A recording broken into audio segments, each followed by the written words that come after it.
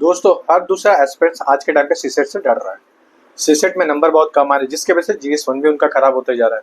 कुछ लोग ये भी होंगे जिनका जीएस वन में 120 प्लस भी आ रहा है, 1 नेट प्लस भी आ रहा है, इवन 90 प्लस भी आ रहा है, लेकिन वो सीसेट से परेशान है। और कुछ लोग वो भी होंगे जिनका नंबर 86 आ रहा है, 82 आ रहा है, वो भी सीसेट से परेशान है। आज के इस वीडियो में मैं अपनी खुद की एक टेक्निक बताऊंगा, जिससे आपको सोल्यूशन मिलेगा, अच्छे से एक व्यू पॉइंट भी मिलेगा कि इस तरीके से भी पेपर को कर सकते हैं। कॉम्प्रीहेंशन नो डाउट है सबसे पहली प्रायोरिटी होती है, और बहुत सारों ने इसके ऊपर वीडियो भी बनाया। मैं वो चीज़ नहीं बताऊंगा, मैं सिर्फ ये चीज़ बताऊंगा कि कैसे मैं अपने क्वेश्चन पेपर को करता था। तो मैं कौन हूँ, मैंने 4 बार प्रीलिम्स क्वालिफाई किया और हर बार अच्छे खासे नंबर से भी किया। ऐसा नहीं है कि बस 70 आया है या 67 आया, ऐसा नहीं है। मैं हर बार 89, 87 या 86 लेके आया हूँ। और मैं हर बार एग्जाम के कुछ दिन पहले ही पढ़ना चालू करता हूँ। जैसे कि अगर अभी एग्जाम है तो मैं अभी से पढ़ना चालू कर दूंगा, मुश्किल से मुश्किल hard to hard 1 to 2 hours दूंगा डेली। उससे मेरा सीसेट काफी मजबूत भी हो जाएगा। अब बात है कि किन किन चीजों के ऊपर सबसे पहला ध्यान देना है, जो आपको करना है। पहली चीज, जब मैं आपको शॉर्टकट बता रहा हूँ तो उसके पहले आपको खुद का भी ब्रेन अप्लाई करना है, ठीक है। दूसरी चीज, जब भी आपके साथ ऐसे आपके पास ऐसे क्वेश्चन पेपर आते हैं तो सबसे पहला लास्ट के पेज पर जो रफ का पेज है, वहां पे आप अल्फाबेट जितने भी A B C D E F G है उत्तर तक लिखिए। फिर ए के नीचे 1 2 3, बी के नीचे ऐसे करके आप लिखते जाइए। ये सबसे पहला आपको काम कर लेना है। तीसरी चीज, आप अपने लॉजिक को अप्लाई करिए, क्वेश्चन ढूंढिए और उसको अप्लाई करिए। चौथी जो सबसे इंपॉर्टेंट चीज है कि अगर आपने साल भर द हिंदू अच्छे से पढ़ा है तो पैसेज आपके लिए बहुत इजी भी रहेगा। और पांचवी जो सबसे इंपॉर्टेंट चीज है कि आप क्वेश्चन को कैसे नेविगेट करेंगे। नेविगेट करना मतलब 80 क्वेश्चन आ रहे हैं, इसमें से सिर्फ और सिर्फ आपको 50 to 55 के बीच में रहना है, इससे ज्यादा अटेम्प्ट नहीं करना है। अभी 50 to 55 क्वेश्चन कौन से होने चाहिए ये आपको पता ही होने चाहिए। क्यों? क्योंकि जब आप क्वेश्चन पेपर करोगे तो बहुत सारे क्वेश्चन छोड़ते हुए जाओगे, तो आपको कैसे पता चलेगा कि ये क्वेश्चन इस पेज पे तो मैं जाके फटक से कर लूँ। ये भी आज आपको बताया जाएगा, ठीक है। तो चलिए देखिए दोस्तों, सबसे पहले हम स्टार्ट करते हैं पैसेज से, ठीक है। तो ये आपके सामने पहला पैसेज है। अब इसको आप पॉज करिए और अच्छे से पढ़िए और देखिए। सबसे पहला बात क्या है, according to food and agriculture organisation 1/3 of food produce for a human consumption is lost or wasted globally. Food is lost or wasted throughout the supply. अब यहाँ पे आप अंडरलाइन कर लीजिए, क्यों? क्योंकि एक ये कीवर्ड आ गया आपके सामने और ये यूज भी आपको दिख भी जाएगा। चैन, ठीक है। From initiative agriculture production to a final household consumption, the increasing wastage also result in land degradation by about 45%, mainly due to deforestation. अब यहाँ पे आपको कीवर्ड से हमेशा ध्यान देना है, डिफॉरेस्टेशन, फिर unsustainable agriculture practices and excessive ground water extraction, ठीक है। अब आपको यहाँ पे इतने से तो ये पता चल गया है कि क्या इस पैसेज में पूछा गया है। फिर दूसरे लाइन पे चलता है, the energy spend over a wasted food result in about 3.5 billion tonne of carbon dioxide production every year. Decay also lead to harmful emission of other gases in the atmosphere. Addressing the loss and wastages of food in all form in critical to complete the cycle of a food sufficient and the food sustainable. अब हमेशा एक चीज ध्यान देना कि जब भी passage खत्म होने वाला रहता है, स्पेशली ये वाला लाइन, लास्ट के जो कुछ लाइन होते हैं, यहाँ पे पैसेज का कंक्लूजन होता है कि पैसेज बता रहा क्या है। तो हमेशा लास्ट वाली लाइन पे आप ज्यादा ध्यान दीजिए, ठीक है। पहली चीज। दूसरी चीज, इसी पैसेज को सॉल्व करने के लिए सबसे पहले आप क्वेश्चंस पढ़िए कि क्वेश्चन क्या बोल रहा हो सकता है कि आप बहुत बार क्वेश्चन से ही आंसर निकाल लीजिए। अब देखिए पहला क्वेश्चन क्या है, the current method of a food distribution are slowly responsible for the loss and wastage of food, ठीक है। अभी मैं तो पढ़ दिया और आपको पता भी चल गया, the land productivity is adversely affected by the privilege trend to food loss and wastages. अब जैसा कि आपने ऊपर पढ़ ही लिया था, ठीक है। अब तीसरा क्या है, the reduction in the loss and wastage of a food result in lesser carbon footprint. चौथा है post harvest technology to prevent और reduce the loss and wastage of a food. ये तो दिखा ही नहीं, ये बोला ही नहीं पैसेज में, तो चौथा गलत हो गया, पहला गलत हो गया। अब बचा क्या है, 2 and 3, तो 2 and 3 इसका राइट आंसर हो गया। क्यों? क्योंकि यहाँ पे as it is mention, sorry मैंने यहाँ पे आपको बोला था कि अंडरलाइन कर देना, यही अंडरलाइन की वजह से आपने पहला तो गलत कर दिया और चौथे के बारे में तो कोई बात ही नहीं किया, पोस्ट हार्वेस्ट के बारे में। बस यहाँ से आपका सोल्यूशन हो गया।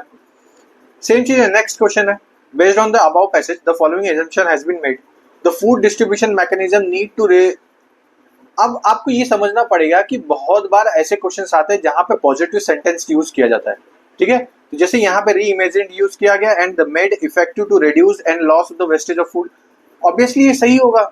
ensuring the reduction of a wastage and losses of a food is a social and moral responsibility. Obviously हर एक आदमी के पास ये moral responsibility बनती है अब आप बोलोगे कि सर ये कहाँ पे लिखा है, देखिए बहुत सारे इंस्टीट्यूशन ने सिर्फ ए को मारा है, मगर मैं जहाँ तक हर तरीके से समझता हूँ कि यूपीएससी जब भी अपने क्वेश्चंस को करता है तो पॉजिटिव आंसर्स को सबसे ज्यादा फोकस में रखता है। तो इसका आंसर सी होगा, ये दोनों करेक्ट है। आप पूछोगे सर आपको तो पता था इसलिए आपने बता दिया, मेरे को इसलिए पता था, मैं इसलिए भी बता पा रहा हूँ क्योंकि मुझे ये पता है कि मैंने द हिंदू में क्या पढ़ा है। अगर मैं आज के टाइम पे वो पैसेज नहीं भी पढ़ता तो क्या मैं ये कर नहीं लेता, आराम से कर लेता। आप पूछोगे सर ये तो आप झूठ बोल रहे हो, चलिए देखिए अब आगे वाले सेकंड पैसेज में मैं आपको बिना पढ़े आपको करके भी दिखाऊंगा। ठीक है, which one of the following statement is the best reflect the most logical and rational interference that can be made from the passage. मैंने पैसेज नहीं पढ़ा आपके सामने। अब देखिए सबसे अच्छा एक एग्जांपल कैसे बता सकता हूँ आपको, central bank can not bring down the inflation without the budgetary banking. अब यहाँ पे आपको क्या समझ में आ रहा है, आप ये सोचिए, अब अगर आपने हमेशा द हिंदू पढ़ा है तो आपको ये समझ में आ जाएगा। दूसरा क्या है, the effect of monetary policy depend on the fiscal policy purpose of the by the government. Economy clear है आपका। देखिए पहला स्टेटमेंट बोला central bank can not bring down the inflation without the budgetary banking. अब monetary policy का तो काम होता है, मगर फिस्कल पॉलिसी कैसे काम होगा, जब गवर्नमेंट बजट लाती है तो गवर्नमेंट क्या कंट्रोल करती है, इन्फ्लेशन कंट्रोल करती है। तो पहला स्टेटमेंट सही हो गया कि बजटरी बैकिंग के बिना तो गवर्नमेंट नहीं कर पाएगी। देखिए दूसरा statement, the effect of a monetary policy depend on the fiscal policy pursued by the government. अब यहाँ पे भी आपको क्लियर हो गया कि बिना मॉनेटरी पॉलिसी और फिस्कल पॉलिसी के हम इन्फ्लेशन जल्दी कंट्रोल नहीं कर सकते। तो एक और दो ऑटोमेटिकली करेक्ट हो गया, सी हो गया। देखिए है ना, मैंने पैसेज नहीं पढ़ा आपके सामने, मैंने सिर्फ द हिंदू का बेसिक नॉलेज अप्लाई किया, द हिंदू इंडियन सॉरी उसका एक बेसिक नॉलेज अप्लाई किया। सेम चीज है नेक्स्ट क्वेश्चन पे भी देख लीजिए। ठीक है, based on the above passage the following assumption have been made. Fiscal policy of a government are solely responsible for the higher price. अब देखिए फिस्कल पॉलिसी सोनली रिस्पॉन्सिबल है, ठीक है, किस लिए, हायर प्राइसेस के लिए नहीं ना, वो तो प्राइस को कंट्रोल करेगा, हायर प्राइस पे क्यों रखेगा। Higher prices do not affect the long term government bond. अब देखिए यहाँ पे अफेक्ट तो करता है, यहाँ पे लिखा है नॉट लिखा है, बस यहीं से आपका क्लियर हो गया, नीदर वन और नॉट टू। मैं यही बोल रहा हूँ आपको, जब भी आप ऐसे क्वेश्चंस करते हो यहाँ पे आपको सबसे पहला अपना बेसिक नॉलेज अप्लाई करना है, और यहाँ पे बेसिक नॉलेज से आपने हो गया। सेम चीज अब सीसेट के ऊपर भी चल लेता है, ठीक है, ये रहा, आप इसको मैथ्स बोल लीजिए, रीजनिंग बोल लीजिए, कुछ भी बोल लीजिए। अब यहाँ पे क्वेश्चन क्या पूछा है, what is the least possible number of cuts required to cut a cube into a 64 identical pieces. अब 64, अब इसका क्यूब बोला है तो आपको सबसे पहला क्लियर होना चाहिए कि क्यूब में चार ऐसे एक पूरे एक हिस्से होते हैं, पूरे उसके अंदर क्यूब में होता है। अब यहाँ पे इसका आप क्यूब रूट क्या होगा, इसका क्यूब रूट क्या है 4, 4�3, है ना, तो 4�3 होगा, हाँ 4:3 होगा। अब हर एक क्यूब का एक पार्ट होगा, ठीक है, ये आपके सामने क्यूब का पार्ट है, 1 2 3, ये 3 पार्ट हो गया। अब यहाँ पे आपको ये 3 हिस्से दिख रहे हैं, इस 3 हिस्से पे आप काटोगे ना तो एक हिस्से में 3 हिस्सा आया, 3 हिस्सा आया, तो वैसे आप 3 पीस में 3 बार काटोगे, क्योंकि क्यूब रूट 3 में तब 64 आ रहा है ना, तो 16 4 16 64 ये 3 है। तो अब इसमें आप 3 बार कट लगाओगे, फिर इसमें भी 3 बार कट लगाओगे, इसमें भी 3 बार कट लगाओगे, तो कितना हो जाएगा 9। इसका आंसर हो गया 9। बहुत ईजी है, मैं अभी भी बोला बहुत ईजी है, बस आपको अपना लॉजिक अप्लाई करना है। सेम चीज है, ये क्वेश्चन है, इस क्वेश्चन को अच्छे से देखिए और समझिए और इसका आंसर मुझे जरूर कमेंट करके बता देना। ऑल्दो इसका आंसर 0 है, मैं देख के बता दिया, मुझे ऐसा नहीं कि नहीं पता है, मुझे देखने पर इसलिए पता चल जाता है क्योंकि मैंने कुछ अपने बेसिक कॉन्सेप्ट्स को मजबूत भी रखे हैं। देखिए एक और एक दो चीजें हैं। अब जैसे ये क्वेश्चन आते हैं, ये क्वेश्चन अगर आपको नहीं आता तो छोड़ के आगे बढ़िए, इसमें कुछ नहीं कर सकते। अब ये क्वेश्चन से इधर इतने बड़े बड़े नंबर देख के आप घबरा जाते होंगे, मगर एक टेक्निक बता देता हूँ, 2 × 5 = 10 होता है, एक 0 हो गया, तो जितने भी बार 2 × 5 रिपीट होंगे उतने ही 0 रिपीट भी होते रहेंगे, ठीक है। अब यहाँ पे स्टेटमेंट क्या है, 1:2, 2:4, 3:6, 4:8, ये स्टेटमेंट है आपके सामने, और 25:50। अब इससे आपको एक चीज तो बचल गया, 2 तो हर थोड़ी थोड़ी एक सेंटेंस के बाद रिपीट होता रहेगा, तो मुझे 2 के ऊपर नहीं 5 के ऊपर देखना है, क्योंकि 2 × 5 = 10 होता है, तो 5 की जोड़ी भी उतनी मैटर करती है जितनी 2 की। जिसकी जोड़ी सबसे लीस्ट होगी, जैसे फॉर एग्जांपल 2 की जोड़ी 10 है, अब 5 की जोड़ी 5 20 है, तो 10 मतलब 10 0 बनेंगे, ओके। अगर 2 10 है और 5 5 है तो 5 0 बनेंगे, ओके। इतना दिमाग में क्लियर हो गया। अब 25 है 50 है, अब यहाँ पे आपको कैलकुलेशन करना है, बस थोड़ा सा बेसिक कैलकुलेशन है। अब यहाँ पे 4 का 8 है, तो 5 का 10 होगा, ठीक है। फिर और 5 कहाँ पे आएगा, फिर 5 इंटू 2 पे आता है ना, तो उधर कितना आएगा 5 रेज टू 20। आपको ऐसे बनाते हुए जाना है और यहाँ पे 5 इंटू ये 50 हो जाएगा। अब आप यहाँ पे सबको ऐड कर दोगे तो आपके पास जो आंसर आएगा वो आएगा 200। समझे? अब भी नहीं समझे तो बहुत इजीली समझा रहा हूँ। 5 है, 5 के ऊपर हो जाएगा 10, 10 है, 10 के ऊपर क्या हो जाएगा 20। फिर उसके बाद और कहाँ पे आता है, फिर आता है 15, 15 के ऊपर कितना हो जाएगा 30, ठीक है। फिर कब आएगा 20, 20 के ऊपर कितना हो जाएगा 40। आपको दिख गया? अब आपको यहाँ पे सब 5 को अच्छे से जोड़ते हुए चले जाना है, उसके स्क्वायर रूट को जोड़ते हुए चले जाइए, यहाँ पे जोड़ते हुए आ जाइए और आपको आंसर मिल जाएगा 200। बहुत सिंपल है ना। अब आप 50 25 में आ रहा है, 5 बार 2 2 आ रहा है तो 50 50 100 हो गया, 5 इंटू 5 25 25। अब ये हो गया और 50 50 ये हो गया 100, बाकी सबसे आप करोगे तो उधर से आ जाएगा 100 और 100 100 200। दैट्स इट, इतना सिंपल है। लेकिन इतना ज्यादा घबरा दिया है ना आजकल के लोगों को, पूछो मत। जैसे ये वाला क्वेश्चन, ये भी लॉजिक पे, इस पे भी कुछ नहीं करना है आपको। 1 जनवरी है, अ पर्सन सेव्ड 1 रुपीज, 2 जनवरी को 2 rupees more than on the previous day, फिर मोर देन कर रहा है ना कि उसको इंक्लूड करके। 3rd डे पे 2 रुपीज, फिर वैसे ही वो करके क्या करेगा, at the end which date has been total saving a perfect square as a perfect cube में आ जाएगा, ठीक है। अब देखिए इसका एक सिंपल सा एक तरीका होता है, आप इसको एज इट इज लिख लीजिए। पहली तारीख को 1 है, दूसरी तारीख को 3 है। अब 3 कैसा है 2 + 1, आपने ऊपर ही देखा। तीसरी तारीख को क्या, फिर 2 प्लस हो रहा है 5 हो जाएगा। फिर चौथी तारीख को क्या आ रहा है, फिर उसके बाद 2 प्लस हो जाएगा ना, हाँ 5 के बाद क्या हो जाएगा 7। ऐसे आपको नंबर बनाना है, 64 आएगा, ठीक है। इस 64 परफेक्ट रूट कब आएगा, ये 8 जनवरी को आएगा, ठीक है, ठीक है ना। बस इतनी बेसिक सी चीज है। पैसेज के लिए जैसे कि मैंने आपको बता चुका हूँ कि पैसेज के लिए आपको सिर्फ बेसिक और बेसिक नॉलेज अप्लाई करना है। कुछ कुछ पैसेज को छोड़ के अब कुछ कुछ कौन से पैसेज होते हैं, वो होते हैं आपके आखिरी वाले पैसेज, जैसे कि जो एकदम नॉलेज बेस पे होता है, मतलब बिना आप पढ़े आप बता ही नहीं सकते, जैसे ये वाले पैसेज। ये पैसेज के जो स्टेटमेंट्स होते हैं ये हमेशा आपको पैसेज पढ़ना पड़ेगा, फिर उसके बाद अप्लाई करना पड़ेगा। मगर मेरा इसमें पर्सनल, जब ऐसे पैसेज आते हैं तो सबसे पहले आप इसको पढ़िए, इसके क्वेश्चंस को, ठीक है। Which one of the following statement is the best reflected the most logical and rational message Conway by the above passage, है ना। अब आपको यहाँ पे एक मैसेज बताना है कि कैसा मैसेज कॉन्वे कर रहा है, ठीक है। It is a poetry not a science और religious which recognize and accept the interference in human. अब आपको ऐसी चीजें अच्छे से याद रखनी है, कुछ ज्यादा ये नहीं है। Truth is revealed through the science और religion and poetry in anathema to truth, ठीक है। Poverty is a romantic imaginary and is about the feeling where science and religion are about truth. In a world of a violence, tyranny and bigotry, poetry is a form of a dynamic resistance। अब यहाँ पे आपको मिलता है भारी भारी अंग्रेजी के वर्ड, और यहाँ पे आप लोग होंगे कंफ्यूज भी, सॉरी बच्चों, ठीक है। अब यहाँ पे आपको अप्लाई क्या करना, आपकी बेसिक नॉलेज, ठीक है।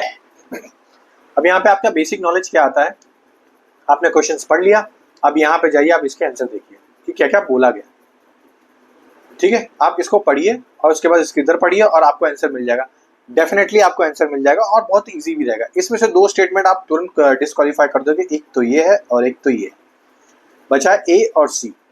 यहाँ पे आपको थोड़ा सा डीप में देखना पड़ेगा, और यहाँ पे ये तीसरे लाइन में ही बोला भी है इसको, ठीक है। ये इसका आंसर भी हो जा रहा है। सेम चीजें यहाँ पे भी है। अगर आपको नहीं पता है, मैं एक चीज सोच रहा हूँ कि आपको सपोज कि पैसेज के बारे में नहीं पता है, अब आपका कॉन्सेप्ट आता है कि आपका पास बेसिक रीजनिंग एबिलिटी कितनी है। Based on the above passage, ठीक है, following the assumption have been made, the author of the passage believe that the flower are creation of the natural luxury, ठीक है। The author of the passage does not believe the useful of a flower except the things of beauty. अब आपको पता चलना चाहिए कि author क्या बोल रहा है। अब आपको ये 2 चीजें पता चल गई, आप ये फटाक से पढ़िए। अगर आप इसको पढ़ के फिर करोगे, फिर पढ़ोगे, ये आपका टाइम वेस्ट है। इसको पढ़िए फिर करिए, आ जाएगा। बहुत सिंपल चीज है। यहाँ पे फ्लावर के बारे में बात की है, मगर कहीं पे भी लग्जरी के बारे में बात भी नहीं की है। और authority passage does not believe in the useful of flower except the as a things of beauty. तो इसका आंसर क्या होगा, नीदर वन और टू। देखिए मैं ये नहीं चाहता कि मैं आपको पूरा पेपर करवा के दूं, मैं सिर्फ ये बता रहा हूँ कि कैसे करना है, ठीक है। ये आपको एक बेसिक चीजें तो मैंने अच्छे से बता दी। अब जैसे कि मैंने बोला था कि आपको सबसे पहले पेपर में ABCD लिख लेनी है, तो उसका यूज यहाँ पे भी आ जाता है और यहाँ पे भी आ जाता है। अब बात है कि आप कोई क्वेश्चन कैसे फटाफट कर सकते हो। देखिए अब ऐसे क्वेश्चन आते हैं तो आप एक एक करके मिलाने जाओगे, नहीं करना है। सबसे पहला जो मैं करता था, मैं वो आपको वो बता रहा हूँ। सबसे पहला मैं ये देखता था किसके सबसे ज्यादा सेंटेंसेस मैच हो रहे हैं। ए डबल सब में आ रहा है, फिर एन एन एन ये आ रहा है, मतलब मैं ऑटोमेटिकली इसको अप्लाई कर डिस्क्वालीफाई कर दूंगा। मैं अभी तक नहीं जानता है ऊपर क्या पूछा है, मगर मैं अपने सिर्फ लॉजिक से चल रहा हूँ। अब उसके बाद देखना कि मुझे जो सबसे ज्यादा दोनों क्लोज में कौन सा है, फिर AANEAR बस। अब ये दो बचा। अब COD में मेरे को पहचाना है, तो COD में मैं कैसे पहचानूंगा, पहले देखूंगा पॉट है, फिर टॉप है, मतलब P लास्ट में गया है, तो T यहाँ पे लास्ट में गया, मतलब A भी लास्ट में जाए, तो A किस में लास्ट में, D में, खत्म। देखे मैं ये दोनों को मैच कराता ही नहीं बेटा, मैंने ये भी देखा नहीं, पहले ये 4 देखा, इस 4 में से इस 2 को देखा और हो गया मेरा। सेम चीज मैं हर क्वेश्चन में यही करता हूँ। यहाँ पे भी यही चीज है। यहाँ पे आप अच्छे से करिए, बैठिए, देखिए A का कौन से टर्म पे आता है, B का कौन से आता है। तो A आ जाएगा 1 पे, 2 आ जाएगा, फिर 3 आ जाएगा, फिर 4 आ जाएगा, सबको मल्टीप्लाई करोगे 24 आ जाएगा। वैसे EFGH को कर लीजिए, फिर IJKL को कर लीजिए। आपने पीछे ABCD लिखा है, उससे यहीं पे यही बेनिफिट हो जाएगा, समझे। अब बात हो गई कि तीसरे स्टेप के ऊपर, अगर आपने कोई क्वेश्चंस यहाँ पे फॉर एग्जांपल मैंने 78 कर लिया, 79 को मैंने छोड़ दिया, मैं आगे बढ़ गया, मुझे पता है कि 79 मुझे आ सकता है, तो मैं इस पेज के ऊपर यहाँ पे मैं 79 लिख के ऐसे राउंड करता हूँ, ठीक है। इससे ये रहेगा कि मैं इसमें अभी कुछ देर तक तो दिमाग लगा लिया, अब मैं जब फिर आऊंगा तो मैं इसको करूंगा। तो जैसे कि 3 है, तो 1 cube plus 1 square plus 1 is equal to 3। वैसे 2 cube plus 2 square plus 2 is equal to 14 होगा। वैसे 3 का है, वैसे 4 का है, वैसे 5 का कर लीजिए, फिर जो आंसर आएगा आपका मेरे ख्याल से 155 के आसपास आएगा। हाँ मेरी रीजनिंग इतनी अच्छी तो है, मैंने इतनी बार प्रैक्टिस किया है कि मैं आराम से करके बता सकता हूँ, ठीक है। मैं पास होने भर का नंबर लेके आ सकता हूँ, ठीक है। मैं ये नहीं जानता कि मुझे सब आता है, मुझे ये पता है कि मैं कुछ कुछ तरीके से कर सकता हूँ। जैसे यहाँ पे 10 प्लस 30, अब किसी को बोर्ड मास ही नहीं पता है, अब ये फॉर्मूला ही नहीं पता, तो मैं क्या कर सकता हूँ भाई, ये बेसिक चीजें ये आपको आनी चाहिए, सब बेसिक से सॉल्व हो जाता है। और हमेशा बेसिक चीजें ढूंढिए हमेशा क्वेश्चंस पेपर में। अब आपने ये क्वेश्चंस पढ़ा 74, अब आपको 74 नहीं आ रहा है, आप 74 लिख के यहाँ पे रख दीजिए। और यूजुअली ऐसे स्टेटमेंट वाले बहुत इजी होते हैं क्वेश्चन, बिलीव में बहुत इजी होते हैं। सबसे पहले इसको एड्रेस करने की कोशिश करिए। तो आपको क्वेश्चन पेपर के ऊपर 74 लिख देना है, फिर आपको जब आप सेकंड रीडिंग करोगे तो आपको ये पता चलेगा कि मैंने 74 किया, 74 करूंगा। इससे ये होता है कि आपको अपने 50 या तो 55 क्वेश्चंस के बीच में जितने भी, आपको ये पता रहेगा कि मैंने अभी कितने क्वेश्चंस अटेम्प्ट किया और मुझे कितने अटेम्प्ट करने, ठीक है। इससे आपको यही नेविगेट हो पाता है। तो मेरा नेविगेट कराने का सबसे बड़ा प्लान ये था। और जो लास्ट सबसे इंपॉर्टेंट चीज आती है, ठीक है, मैं ये सब तो आपको पता भी है और मैंने आपको बहुत सारी ऐसी टेक्निक्स बता भी दी कि जब भी आपके सामने एग्जाम पेपर में ये आने वाला पेपर, उसके ठीक हाफ एन, मतलब अब आपका ये एग्जाम चालू होगा सीसेट का आफ्टरनून में, कुछ देर पहले ही आप आराम से नींद ले लीजिए, एटलीस्ट कम से कम 15 से 20 मिनट का या तो 10 मिनट का नींद लेके तब जाइए। आप सीसेट सिर्फ और सिर्फ आपके लॉजिक का गेम है। आप पूछोगे सर आप ये कैसे बोल रहे हो, देखिए मैंने अब आपको आगे और पीछे एक दो टाइप के ऐसे बता दिए, सॉरी कॉम्प्रिहेंशन बता दिया। कॉम्प्रिहेंशन इस टाइम पे मॉडरेट टू इजी आ रहा है, मॉडरेट टू हार्ड आ रहा है, ठीक है। वहीं पे मैथ्स में वो नंबर सिस्टम से ज्यादा पूछ रहा है, प्रॉफिट एंड लॉस से पूछ रहा है, टाइम एंड डिस्टेंस से पूछ रहा है, वॉच से पूछ रहा है, ऐसे सब चीजें से पूछ रहा है। रीजनिंग स्टिल कम हुआ है, ऐसा नहीं कि खत्म हो गया। 3 पोर्शन होते हैं हर बार सीसेट के, एक होता है आपका कॉम्प्रिहेंशन, दूसरा होता है मैथ्स, तीसरा होता है आपका रीजनिंग। इस 3 में से आप तीनों मजबूत नहीं कर सकते, सिर्फ 2 मजबूत करिए, एक तो आपका कॉम्प्रिहेंशन और आपका एक रीजनिंग। अब जो इंजीनियरिंग किया है, जिसने IIT पास आउट है, उसको तो ये पता है, क्योंकि कुछ है मेरे स्टूडेंट जो IITian है, उनको ये पता है कि उनका मैथ्स तो अच्छा है, ठीक है, उनका मैथ्स तो अच्छा है, उनका रीजनिंग भी अच्छा है, अब उनका कॉम्प्रिहेंशन थोड़ा डामाडोल है। अब वो इतने दिन में कॉम्प्रिहेंशन अपना बेस्ट कर लेंगे। अब जिनका ह्यूमैनिटी बैकग्राउंड है, उनका कॉम्प्रिहेंशन अच्छा होगा, रीजनिंग अच्छा होगा, मैथ्स खराब हो सकता है, सेम मेरी तरह। तो आपको ये करना है कि आज से आपको डेली कॉम्प्रिहेंशन पे काम करना है। जैसे कि मैंने क्या क्या ट्रिक बताया, सबसे पहली ट्रिक है कि पैसेज को पढ़िए, जो बड़े बड़े वाले पैसेज है जहां पे एक साथ में 3-3 क्वेश्चन एड्रेस हो सकते हैं पैसेज पढ़ने पे, तो सबसे पहले उस क्वेश्चंस को करिए। दूसरी चीज है थोड़ा आगे बढ़ने के बाद अगर पैसेज एक ही आंसर है उसके अंदर से क्वेश्चंस में, तो क्वेश्चंस को पढ़िए और देखिए क्या लॉजिक अप्लाई करने पे हो रहा है। जैसे मैंने आपको इकोनॉमिक वाला एक क्वेश्चन दिखाया कि मैं सिर्फ और सिर्फ अपने बेसिक नॉलेज पे किया, मैंने पैसेज पढ़ाई। तीसरा जो सबसे इंपॉर्टेंट है, आप लगातार पैसेज मत करिए। कुछ लोगों को अपना टाइम स्लॉट कैसे बना के आता है कि वो क्या करेंगे कि 1 घंटा सिर्फ पैसेज देंगे, देन उसके बाद 1 घंटा वो अपना मैथ्स और रीजनिंग करेंगे। ऐसा मत करिए। अब आपके सामने मैंने ये 2 पैसेज किया, ये 2 पैसेज के बाद मैं फिर पैसेज नहीं करूंगा, मैं फिर चले जाऊंगा अपने मैथ्स और रीजनिंग की तरफ। मैं वहां से 2-3 क्वेश्चंस करूंगा, फिर मैं आऊंगा पैसेज के ऊपर, फिर मैं वहां पे 2-3 क्वेश्चन करूंगा, मैं फिर यहाँ पे आऊंगा। ब्रेन के अपने वर्क को समझिए। ब्रेन कैसे काम करता है कि जब आप कोई एक ही चीज बार बार कर रहे हो और वो प्रेशर में कर रहे हो, ठीक है, यहाँ पे आपके पास टेंशन आ जाएगा। क्यों टेंशन आया? क्योंकि आपको पता है कि मैंने जब पिछली बार कोई टेस्ट दिया था वहां पे मेरा अच्छा स्कोर नहीं आया। उस टेंशन की वजह से आपका यहाँ पे नंबर कम होना दिखने लग जाएगा।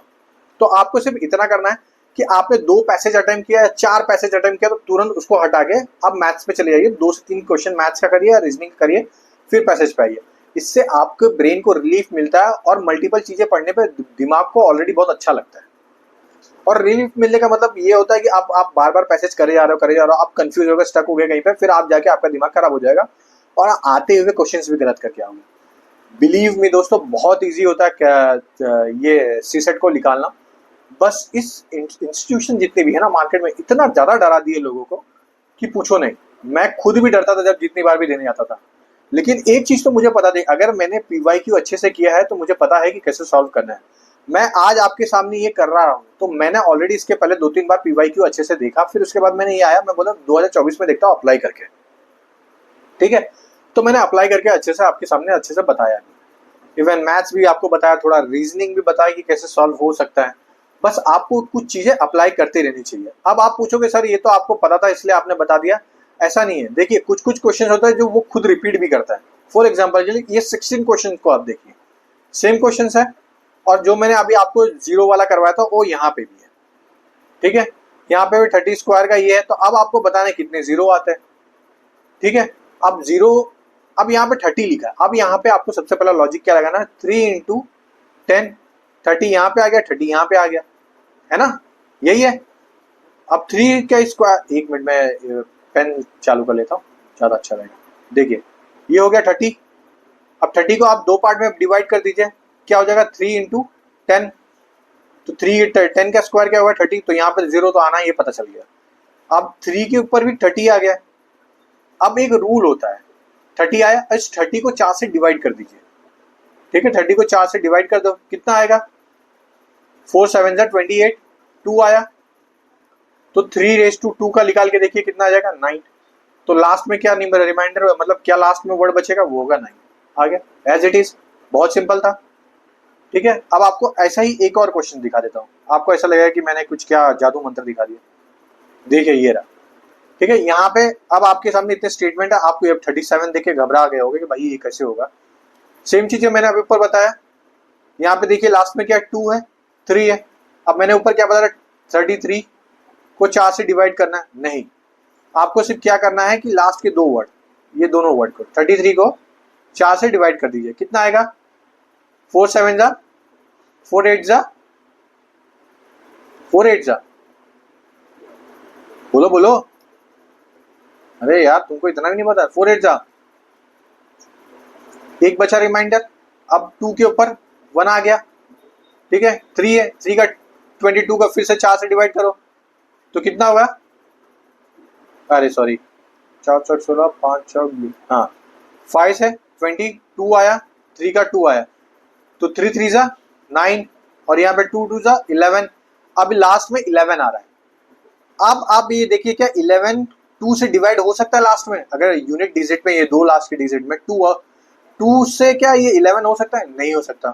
तो जिस जिस ऑप्शन में 2 है उसको कैंसिल कर दीजिए, क्या बचा 3 8 37। मुझे कुछ करना नहीं पड़ा, मुझे सिर्फ इस ट्रिक से आ गया, ठीक है। ये ट्रिक आपको समझ में आई, नहीं समझ में आई, और एक बार अच्छे से समझिए। 2 2 2 3 3 प्लस 3 3 3 2 2, जिसकी यूनिट डिजिट में 2 या 3 होगा उसका जो स्क्वायर रूट होगा या जो ये रूट है उसको 4 से डिवाइड कर देना। तो 4 से डिवाइड करना मतलब सिर्फ लास्ट के 4 डिजिट 2 डिजिट डिवाइड कर दीजिए। तो 33 को आप 4 से डिवाइड कर दो तो कितना होगा, 8 चौक 32। यहाँ पे एक बचा रिमाइंडर, ये रिमाइंडर इसकी पावर हो जाएगी किसकी, 2 की, तो 2 की पावर 1। अब यहाँ पे भी सेम चीज, 2 से 4 से डिवाइड कर दीजिए, 22 डिवाइड बाई 4 तो कितना हो जाएगा यहाँ पे, 5 चौक 20, तो यहाँ पे 2 आ गया। अब 3 की पावर क्या हो गई, 2, सॉरी 3 की पावर हो गई 2, तो 3 3 सा 9 और 2 का 2 इज इक्वल टू 11। तो लास्ट में यूनिट डिजिट में क्या आ रहा है, 1 आ रहा है। अब 1 2 से डिवाइड तो नहीं हो सकता, 2 के लिए क्या होता है, लास्ट में या तो 0 हो, या तो 4 हो, या तो 2 का मल्टीपल हो। तो 0 है भी नहीं, 2 का मल्टीपल भी नहीं है, 1 है। तो 2 से तो डिवाइड नहीं होगा, जहां जहां पे 2 से लिखा है डिवाइड होगा उसको तो कैंसिल कर दीजिए, आ गया था। देखिए दोस्तों, मैं फिर बता रहा हूँ दोस्तों, ऐसे ही आपको करना है और कुछ है नहीं ऐसा कि रॉकेट साइंस है। ये आपके सामने दिखा है, सेम क्वेश्चन ये है। अब इसमें सिर्फ आपको ये पता होना चाहिए कि कैसे आपको अप्लाई करना है। यहाँ पे आप एजम्पशन ले लिए 100 है, हनी मिक्स कर रहे हैं 120 हो गया। अब इस 120 किस में से 100 में से 20 आया, अब 20 कहाँ से आया, 100 में से 20 अपॉन 100 इंटू 100, 100 कैंसिल, 20 आ गया और ये रहा आपका आंसर। 20% प्राइस जो हनी का है वो ऐसे होगा, बहुत सिंपल। अब यही कॉन्सेप्ट आपको आगे भी मिलेगा अप्लाई करते हुए, समझे। तो मैं बस यही मैं बताना चाहूँगा कि आप अपने बेसिक कॉन्सेप्ट को जितना स्ट्रॉन्ग कर सकते हो उतना करिए। और इसमें कुछ है नहीं सी सेट में जो मैं आपको कुछ अलग से एक रॉकेट साइंस दे दूंगा। अब यहाँ पे एक क्वेश्चन दिया है, अब यहाँ पे आपने पढ़ा पढ़ा पढ़ा, आपको लगा कि आपसे होगा नहीं। बस ऐसे क्वेश्चंस में ना कि 20% लोअर देन क्यू है, क्यू से लोअर देन आर है, तो आर से स्टार्ट करिए, आर को 100 ले लीजिए। तो आर का 100 और 20% क्या होगा, तो 20% ऑफ 100 क्या होगा, 80 है ना, अरे सॉरी 80% लेना है क्योंकि डिक्रीज हुआ है 100 का 20 से 80, तो 80% ऑफ 100 कितना हो जाएगा आपको, 80। अब ये 80 आ गया, अब 80% ऑफ 20 का फिर क्या हो जाएगा, फिर वहां पे 80% ऑफ 80 कितना हो जाएगा, 64। अब आपके सामने तीनों आ गया, पी क्यू आर 64 आ गया। अब आपको तीनों का अच्छे से सॉल्व कर देना और आपका आंसर आराम से आ जाएगा। कुछ नहीं है इसमें, इतना इजी करना है, ठीक है। अब मैंने आपको जो नंबर बताया उससे करोगे तो 56.25 आ जाएगा। आपको सिर्फ अपने बेसिक नॉलेज को ही अप्लाई करना, मैं फिर बता रहा हूँ। अब देखिए यहाँ पे एक वर्ड बोल दिया है, a number is mistakenly divided by 4, फिर उसके मल्टीपल बाय 4, फिर व्हाट इज द ये। अब आपको कोई भी एक नंबर लेना है तो हमेशा 100 नंबर ही लिया करो। सबसे क्या 400 हो जाएगा, डिवाइड किससे किया, 25 से। अब उसके बाद कितना चेंज हो रहा है, माइनस करिए, फिर जितना गैप आ रहा है उसको वहां पे परसेंटेज डाल के देख लीजिए, हो गया, आपका आंसर आ गया। कितना सिंपल था ये। अब एक चीज है, एक देखिए ये क्वेश्चन, ये रीजनिंग का भी है और प्लस मैथ्स का भी है। यहाँ पे क्या बोला, in on examination 80% of student pass in English, 70% student pass in Hindi, 50% failed in the ये बोथ द सब्जेक्ट। अब आप यहाँ पे बहुत सारे लोग क्या करेंगे, 100% ले लेंगे, उस 100% के हिसाब से करने लगेंगे। यहाँ पे क्या बताना है हमें, फेल्ड बताना है, तो यहाँ पे हमें फेल का लेना, पास का नहीं लेना। 80% अगर पास हुए तो 20% फेल हुए, 70% पास हुए तो 30% फेल हुए, और 50% तो यहाँ पे फेल है ही है। तो यहाँ पे आपको क्या करना है, ऐसे एक राउंड बना लिया यहाँ पे आपने एक अच्छे से। यहाँ पे आपने पहला क्या सब्जेक्ट है, पहला है इंग्लिश। इंग्लिश कितना है आपका, 80% है, मतलब 20। यहाँ पे कितना है, दूसरा सब्जेक्ट क्या 70 है, 70 क्या है 30। अब बीच में कॉमन क्या 15, 15 में से 20 माइनस हुआ 5, यहाँ से 15 से 15, 15 प्लस 5 कितना हो जाएगा 20, और 20 कहीं परसेंट है, ये रहा, ये हो गया आपका आंसर। ठीक है दोस्तों, तो आज के लेक्चर में इतना ही था दोस्तों। तो मेरा ये काम था कि आपको ये बताना कि सी सेट कैसे सॉल्व किया जाता है सिर्फ आपके बेसिक नॉलेज में। मुझे नहीं पता ये क्या है कि ये कैसे होगा। अब आप भी बोलते हो सर आपको तो आता था इसके लिए बता दिया, तो देखिए और एक क्वेश्चन मैं आपके सामने प्रूफ के साथ आ जाता हूँ। ये है 30, 1000 litre is equal to m1 millilitre cube में जा रहा है, फिर 1 मैट्रिक, और ये क्या है, ये एज इट इज सही लिखा है, हो गया। मैं फिर बोल रहा हूँ ना, आपने जितनी बार न्यूज़पेपर पढ़ा होगा, जितनी बार अच्छे से पढ़ा होगा, वो आपको इतनी बार अच्छे से याद दिलाएगा। यहाँ पे एक पैटर्न है, अब यहाँ पे आपको पैटर्न ही नहीं पकड़ में आएगा। डेफिनेटली आधे लोगों को यहाँ पे पैटर्न ही नहीं पकड़ में आएगा कि पैटर्न कैसे कर रहे हैं, ठीक है। अब यहाँ पे आपको अपना अप्लाई करना है बेसिक नॉलेज। यहाँ पे देखिए 2 है, ये 2 का सेट है। अब आपको ये पता चल गया कि ये दोनों के सेट में से कोई एक तो होगा ही होगा। अगर यहाँ पे एक भी कैंसिल हुआ तो ये दोनों कैंसिल हो जाएंगे। अब ये दोनों में से मैच करवाने हैं, तो मैं मैच करने के लिए सबसे पहला ए करके पुट करता, फिर यहाँ पे ए हो जाता, फिर यहाँ पे एक बार ए हो जाता, फिर यहाँ पे सी हो जाता, यहाँ पे डी हो जाता। आई थिंक यही होना भी चाहिए, है ना। हाँ ये है डी।